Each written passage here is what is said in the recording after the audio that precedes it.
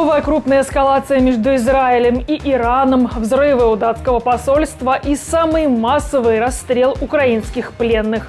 С вами Нехта. Все самое важное и интересное на этот час. Эскалация на Ближнем Востоке. Иран выпустил по Израилю сотни ракет. В ответ Израиль ударил по объектам Хизбаллы в Бейруте. Мы все еще работаем с Сахалом и властями Израиля, чтобы оценить последствия атаки. Первая победа россиян. Спустя 2 года боев ценой огромных потерь Угледар оказался в руках оккупантов. В некоторых секторах держат позиции, обеспечивая и отход одной части именно наших подразделений. Последнее яркое событие предвыборной кампании. В США прошли дебаты кандидатов в вице-президенты. Это было похоже на обсуждение политики двумя людьми, которые не будут президентами. Дорогие подписчики, я все вижу. Вы не поставили лайк этому видео, поэтому сделайте это прямо сейчас, ну или немножечко позже. Главное об этом не забыть. Так наше видео YouTube покажет еще большему количеству людей. Ну а мы врываемся в новости. Иран выпустил около 200 ракет по территории Израиля, назвав это местью за убийство лидера Хизбаллы. Корпус стражей исламской революции заявил, что целями атаки были 3 израильские военные базы. Якобы были уничтожены более 20 самолетов F-35. Иран при этом впервые при обстреле использовал гиперзвуковые ракеты «Фатах». Президент Ирана Пазешкиан в духе Кремля отметил, что Иран не стремится к войне, но готов защищаться. На основании законных прав и с целью мира и безопасности для Ирана и региона был дан решительный ответ на агрессию сионистского режима. Эта акция была проведена в защиту интересов и граждан Ирана. Пусть Нетаньяху знает, что Иран не является воюющей стороной, но он твердо противостоит любой угрозе. Это только часть нашей силы. Не вступайте в конфликт с Ираном. Уже через несколько часов после иранского обстрела израильские военные нанесли новые удары по объектам Хизбаллы в Бейруте. Перед этим армия обороны Израиля предупредила жителей о необходимости эвакуироваться. Спикер армии обороны Израиля Даниэль Хагари заявила о готовности к дальнейшим действиям в любое время и в любом месте. По данным The Wall Street Journal, Израиль рассматривает в качестве ответа на ракетную атаку Ирана удары по ядерным объектам Исламской Республики, а также по нефтяным производствам и точечные убийства.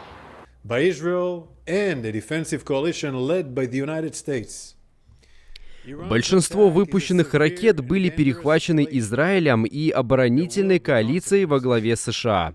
Нападение Ирана – это серьезная и опасная эскалация. Она будет иметь последствия. Наши оборонительные и наступательные возможности находятся на самом высоком уровне готовности. Наши оперативные планы готовы. Мы ответим где угодно, когда угодно, как угодно, в соответствии с директивой правительства Израиля. Эта атака Ирана повлечет за собой серьезные последствия, отметили в Белом доме. Советник по нацбезопасности Джейк Салливан подчеркнул, что американские эсминцы помогали отражать атаку. США поддерживают право Израиля на ответ, но считают, что он должен быть взвешенным. Мы все еще работаем с Сахалом и властями Израиля, чтобы оценить последствия атаки. Но на данный момент мы не знаем ни о каких погибших в Израиле. Мы отслеживаем сообщения о гибели палестинского мирного жителя в Иерихоне на западном берегу. Мы не знаем ни о каком повреждении самолетов или стратегических военных объектов в Израиле. Короче говоря, исходя из того, что нам известно на данный момент, эта атака, похоже, потерпела поражение и оказалась неэффективной.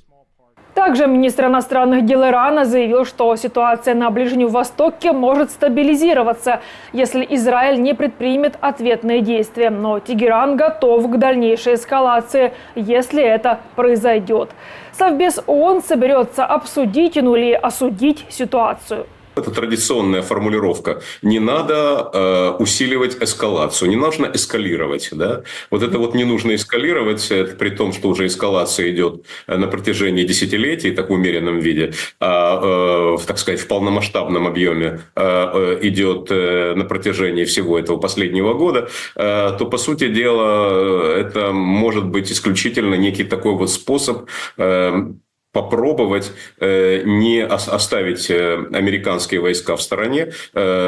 Страшный кошмар Вашингтона – это American boots on the ground. Да. То есть придется посылать свои силы, которые будут непосредственно вести военные действия. Поддержать, помочь оружием, финансами, дипломатией и даже поучаствовать в уничтожении ракетных атак. Тем временем около посольства Израиля в Копенгагене произошли 2 взрыва. В заявлении датской полиции говорится, что в результате взрывов никто не пострадал. Правоохранители проверяют возможную версию о том, что взрывы были намеренно совершены около израильского посольства. Мы шокированы взрывами возле посольства, произошедшими сегодня утром. Мы полностью уверены в том, что датская полиция рассмотрит это дело и продолжит расследование. Наша команда существует благодаря вам. Поддержите ее, чтобы мы могли продолжать нашу работу. Россияне захватили руины города Угледар в Донецкой области. Об этом написал украинский военный паблик Deep State. Генштаб ВСУ перестал упоминать Угледар в своих последних сводках с фронтов. А позже о выходе украинских войск сообщили в группировке ВСУ «Хортиця». Бои за город продолжались 2 года. А втрата Вугледара – це через деякий час відновлення саме залізничного сполучення через Волноваху і збільшення логістичних артерій для групи військ Дніпро та групи військ Схід російських окупаційних військ. Тобто в них є Керченський міст, в них є недозалізниця через Маріуполь, а буде ще й через Волноваху згодом. Тому це серйозна проблема буде. Первые атаки оккупантов на Угледар начались в ноябре 2022 года. За 2 года боев Россия потеряла около 1000 единиц техники, что составляет 6% от всех ее потерь за время войны. Частично, действительно, центральных некоторых и отдельных восточных регионов наши войска отошли. В некоторых секторах держат позиции, обеспечивая и отход одной части именно наших подразделений. Но, с другой стороны, и нанося очень мощные удары противнику, тем более потеряют резервы наши вооруженные силы в других секторах и наносят удары по флангу. То есть сейчас идут бои. Вот. Бои еще четко не определили конфигурацию по самому городу, а тем более в отношении последующих действий вооруженных сил. Потому что даже заход в Волчанск, который там частично прошел, он не означает это захват города полностью, а тем более развитие наступательных операций врага. Мы готовили и укрепрайоны за Волчанском, готовили соответствующие нестандартные действия с контрударами уже на уровне Генштаба. Российские военные убили 16 пленных солдат ВСУ на Покровском направлении. Видео, которое распространили в телеграм-каналах, зафиксировало, как взятые в плен солдаты ВСУ вышли из леса, а российские военные открыли по ним огонь на поражение. Генеральный прокурор Украины Андрей Костин назвал это самым массовым известным случаем казни украинских военнопленных. Прокуратура начала досудебное расследование.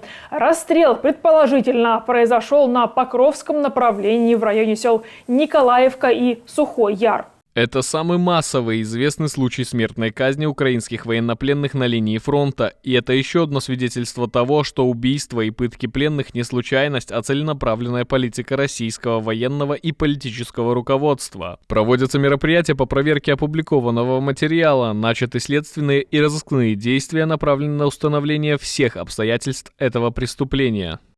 Российские войска нанесли удары авиабомбами по Харькову, а также 2 населенным пунктам области. В одном из них, в городе Дергачи, пострадали 5 человек. Кроме того, минувшей ночью над Украиной сбили 11 из 32 дронов. Россияне ударили шахедами по объектам критической инфраструктуры Шосткинского района Сумской области. В результате атаки были обесточены Шостка, Глухов и Ямполь. Также этим утром шахеды атаковали и Одесскую область. В результате атаки вспыхнул пожар, который оперативно ликвидировали пожарные ГСЧС. Из-за обстрела в пункте пропуска Орловка временно приостановлен пропуск. Россияне намеренно обстреляли пункт пропуска, усложняя пересечение границы для обычных людей. Это террор против гражданского населения. Последнее яркое событие этой предвыборной кампании. В США прошли дебаты кандидатов в вице-президенты: губернатора Миннесоты, демократа Тима Уолза, и сенатора от Огайо, республиканца Джей Ди Венса. Во время полуторачасовой дискуссии в прямом эфире CBS кандидаты обсудили множество внутренних вопросов, таких как нелегальная миграция, права на аборты и инфляцию. Дебаты почти полностью сосредоточились на внутренних проблемах США, и такие внешнеполитические вопросы, как российское вторжение в Украину, даже не поднимались. Это было похоже на обсуждение политики двумя людьми, которые не будут президентами. Или тех, кто не станет президентом сразу после 20 января 2025 года. Хотя мы не знаем, что будет дальше. Не было ощущения, что кто-то из кандидатов действительно был более убедителен.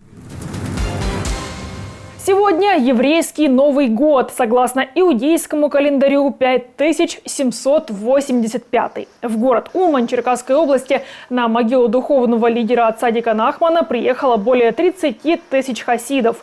Цены на время пребывания представителей ортодоксального течения иудаизма взлетают непомерно.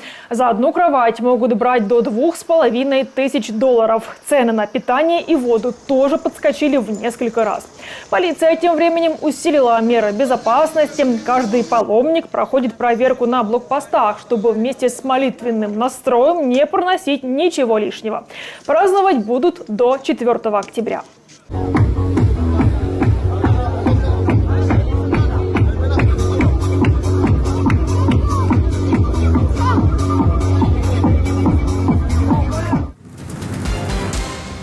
На этом у меня для вас вся информация. Спасибо, что поддерживаете нас материально. Постоянных донаторов вы видите на экране. Поэтому становитесь спонсорами, нажимайте кнопку «Супер спасибо» под видео. Все виды поддержки в ссылке в описании под этим роликом. Также призываю воспользоваться VPN. Статья о том, как вы можете это сделать, в ссылке в описании к этому видео. На этом все. До новых встреч!